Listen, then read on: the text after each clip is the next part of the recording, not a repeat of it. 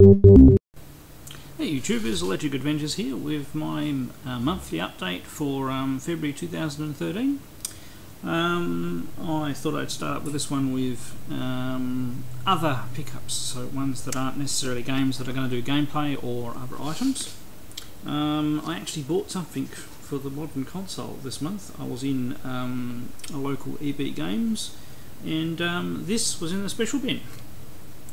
So it's a special edition. It looked like quite an interesting, RPG adventure type game. It was all in good condition. It was, and it was only like $30. It was new, so it's not a second hand. So it's got like a velvety top. I mean, I don't normally go into special editions. It just looked like a game I'd be interested in playing, and it was only $30. So you get the game, which would be the same as buying the game separately. It's got quite a thick manual and the disc, but you also get, a part of the special edition, you get this map poster. So there's the world, and then on the other side you have a bit of a pirate poster and stuff. Now, I mean, I hadn't read anything about this game or anything like that. It just looked interesting. And it also has a bonus disc and a little pin thing too, so interesting and curious thing. So this bonus disc is in like a velvet background, so you have to clean it before you use it.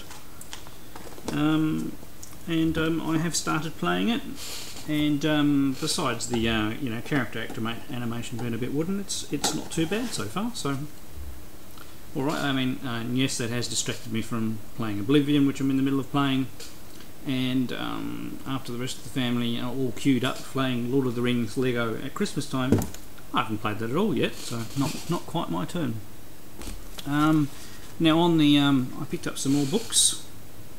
Quite an interesting one, How to Program Your Commodore 64 in 6502 machine language. It's just a short one, so but it'll be interesting because I mean I'm mainly a Z80 guy, so it'll be quite good to just to have a read on 6502 and see the differences. And another book came with that one, Small Business Programs for the Commodore 64. Probably not as useful because I do business stuff as part of my normal work, but it's just nice. I like getting books for the retro systems. Now also came with this was, now this is something I'm missing from my Atari 400 because it came in originally would have come in a pack, and you would have got the basic language cartridge, and these can actually go for quite a bit of money. I got this whole lot for like $10 by the way, so plus postage. I think postage was about another $10 because it's quite heavy. Even just this bit is quite heavy. So I've got the basic cartridge for my 400 and the basic manual. There's a couple more things in here that I'd forgotten about completely. So it's a C64 128 business pack, sealed, it's never been opened, so there's like a whole lot of business programs. And another sealed pack, 10 games for the Commodore 64, the red pack. So interesting little titles there, might be worth a go at some stage. And my drive does work, so I didn't actually realise they were in there, otherwise I probably should have done that as a gameplay. And as you can see, this is the proper 400 one because it's got the graphic characters on the back, so it's just nice getting that to complete my Atari 400 because I've got I've got the box and everything like that, and I've got the other large manual game that came with it. I think it was because it's the Entertainer pack. I think it's Pac-Man and Star Raiders comes with that, so I now have all of those complete. And now another one that's interesting. I got this for $20. I don't know whether it works yet, although it was listed as working. And it is actually something that I owned when I was younger, but sadly threw it away. It's a Galaxian 2 tabletop. Now this is made, branded Futuretronics. so either manufactured or modified under license by Futuretronics here in Australia. And it actually says on the back, I don't know whether the camera's good, Futuretronics Melbourne, Australia, and plus there we go, Scott, New South Wales, I have your game. It's not too bad, it's got a few marks on the screen and stuff like that. It does have a power port, but the plug's really small, so I'll probably be able to get the right voltage. I just don't have the right head to go into that, so I need to pick up some C-cells to determine whether or not, or hunt through my power supplies until I find one with a tip that's the right size. But really good, it actually came with the manual as well, which is quite nice. So that's my first tabletop back into. I mean that is one that I actually owned. Now I bought it second hand from the place I used to work to, and it was always a little dodgy, so that's why it eventually broke down. And I can remember doing one of my clearances when we moved house, and I went, let's chuck it away at that particular time. And I probably shouldn't have, because I probably would have been able to fix it. And there's no rust in the battery compartment or anything like that. The clip on the battery compartment is just a little broken there. But the other than being dirty, it's not too bad. So I reckon, give those contacts a polish up and find some C-cells. That'll fire up nice. Now, also, in the past month, I fixed up the AV switching on both sides of the room. So I got a new SCART switch for the retro computer side, and I got another multi-AV selector for the consoles. You can probably see the AV selector for the consoles behind me on top of the TV there. It's a bit dark and small. So anyway, here's a bit of video just showing those in a little bit more detail. Okay, just a quick update on this AV switch. So I managed to get this 5-in-1 SCART adapter. Now it's fully switchable. It just switches whichever one you want through to the output. This is in difference to this SCART switch that I had, this Hammer AV selector. It doesn't seem to support, because obviously there's two ways you can wire up SCART, RGB properly, and you always needed to have a source with that had powered input, and it always seemed to take the signals down, and these ports never worked either. So it seemed to work better earlier, but it's just been playing up all the time, and you have to keep on pressing the buttons back and forth all the time. So this works much better. That allows me 5. I'm currently using 4 there, and one of them goes to another automatic switch, so whichever one is on gets sent through. So I use that for the very simply wired SCART cables, like for the Spectrum, and the more complicated ones that have full RGB output, I plug directly into there, and this may explain some of my issues. Now I haven't tried the Amiga 1200 again yet, and then trying to record something through the DVR, but that's what I'll be trying next, and hopefully that'll solve some of the issues. Right, on the console side of the room, I managed to find this AV selector. So it's a non-powered one, which is great, which means you don't need a power source to it. This AV one that has a remote control, which got dropped by the girls over there, broken in shards. I never used the remote control anyway, so it probably was a bit of a waste getting this powered one, but at the time I hadn't found one of these. So now I have the potential to have 14 inputted devices, so and have most of my stuff hooked up. Now I really do need to label it, because other than certain key ones, I always forget which one's hooked up to what. Yeah, highly recommended to sort out your AV cabling. Okay, now next part of my ramble, I'd like to answer Ninja Bear Hug's question, which is my ratio of gamer to collector. So we had a nice little scale, which I'll hopefully he posted a link, grab and put on here. If it doesn't appear, then I was either slack or couldn't do it. And as you said, a lot of people would say they're 50-50, but then when you really think about it, I mean, I've always liked collecting things, not just video games and things like that. I mean, I have collections of Magic cards and Star Wars cards and Star Wars bits and pieces.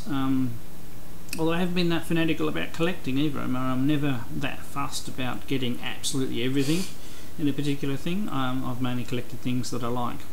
But I also do play video games, but I'd also say that I don't play video games as much as other people. And one of those reasons is that I have another interest, which is programming. And it's not just programming games, it's programming computers. I like writing software. So whenever I'm sitting in front of a, or have some spare time, it's always divided between collecting and looking after the collection, gaming, and also actually creative programming and writing. So instead of a line, mine's probably more like a triangle being drawn in between the three. And plus, like everybody else, I have a family, 4 girls, and I don't get a tremendous lot of free time. I also work at my main job, and I also help people out with websites and other little programming jobs like that. And I've got one of my daughter's friends' computer down here that had 11 Trojans on it. How these people manage to do these things. Anyway, after you do all that stuff, there's not a tremendous lot of time to actually play games. So in that respect, I suppose I collect more than I game. But that's also another reason I don't want to get behind on the game. It's another reason why I do my pick up and play. So every game that I get, every new game I get, I make sure that I play at the very least once and record a video on it. So that way it's not just coming in and going on the shelf and sitting there gathering dust. So and it also enforces a slowdown, if you know what I mean. So make sure you don't get too carried away and get too excited, because it's easy to get excited about a particular system and get carried away. So there's my sort of fuzzy answer. So I wouldn't be in the middle. I suppose probably about the 75% mark towards collecting and 25% gaming, if you're talking about those two things. But if you're also introducing programming, I'd say programming would take maybe 40% away from that. So that will leave you 20% gaming and the other 40% collecting. So there we go, about that, rough numbers, rounding off and things like that. Now onto my game conversions. Yeah, way behind schedule, but I have made a lot of progress now. All the original source code on my titles is all pretty much tidied up, central library. All 3 games that are going to go on the first cartridge, which are Media Swarm, Birds of Orion and Munchmania, are technically finished. Birds of Orion, I've changed the difficulty level of it, but I do want to add, it's only actually got technically 2 levels, and that's a bit boring, even though it's coming with 2 other games. I'm going to add a few more alien types and add in a couple more formations.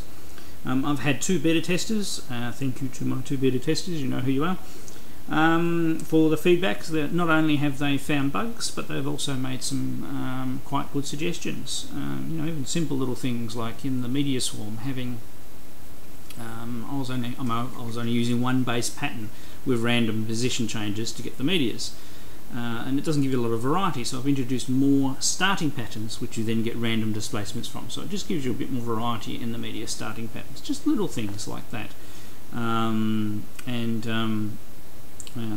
even one suggestion of Munchmania. My Munchmania, the guy always starts to the right, but in Pac-Man everybody's used to going to the left. I still haven't actually changed that around yet, but I'm working on it. So I have actually started the menu and starting to do some graphics, just to make the menu look a bit more fancy and more Electric Adventures. I'm trying to get the Electric Adventures face or head that you see on my YouTube channel and my website into an appropriate pattern that'll look okay on MSX graphics with the number of colours that you have.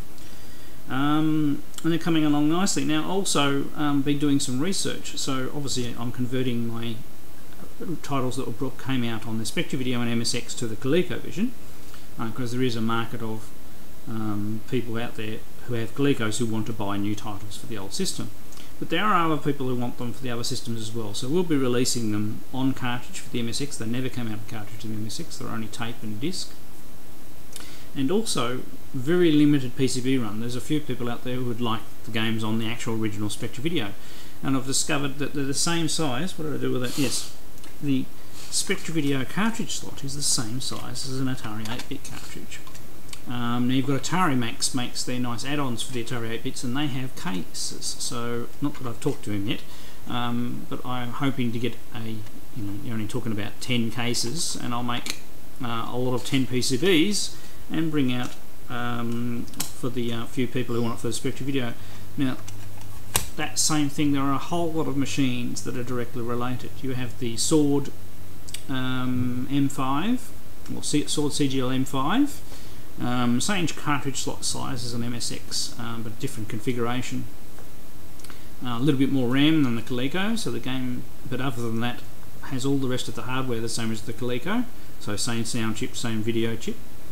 Obviously there's the Sega SC3000, SG1000 machines, exactly the same amount of memory, same sound chip, same video chip as the Coleco, so that's the same games can go over to there fairly easily. But also on a side thing, which branches down to my wanting to learn 6502, you have the Creative Vision or Dick Smith Wizard, which has the TI video chip, the TI sound chip, like all those others I mentioned, except for the MSX and Spectra Video, which have the Yamaha sound chip, but it has a 6502 instead of a Z80, so that may actually be a way. And there's a multi-cart being produced for that, so I already have a PCB designed that might be able to be used for that as well. So, but those sort of ones, you can do short order PCBs of a certain size in lots of 10, and they don't cost too much. It's amazing what we can do nowadays. So I could sell people raw PCBs with ROM chips on them. I'm about to finally order my EEPROM programmer. It's about time I got one. And it will be interesting experimenting. I mean, I've also been looking into MSX cartridge cases and was going through the process of designing some new ones, but the gentleman in Europe looks like he has some more left, so I won't be making any new cartridge cases. But just for those that are interested, that's what a MSX PCB looks like. So I think that's a 32K chip there. That was a Casio game, so they're not that complicated. I have pictures of a Spectra Video one, so I can potentially do all these, and it'll be good fun. So hopefully spread my games around to a few more people that I didn't get spread around to before. So sorry, that's probably a bit rambly near the end, but that's one of the things that I'm really passionate about and interested in. I have slowed down buying things like new retro computers and things like that because I want to consolidate and make sure I'm getting the use out of the ones I have. But I do have a couple of my machines being repaired by a friend of mine, and they should be back very soon because he's been successful and only had a couple of little things to finish off, and we should have a couple of new machines in, well, new on the channel, but machines I've owned stuff for some time, just that they haven't been working.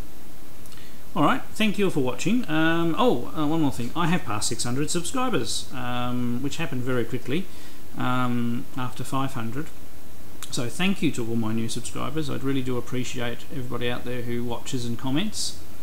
So I suppose coming up we have the YouTuber of the month. I've just done the count, so we've gotten back to being able to close it off at the end of the month. I've sent it off to the winner. I'm not going to tell you until I do the video, so we'll be at about a week perhaps, depending on how long it takes to put the video together, and we'll have a new YouTuber of the month video.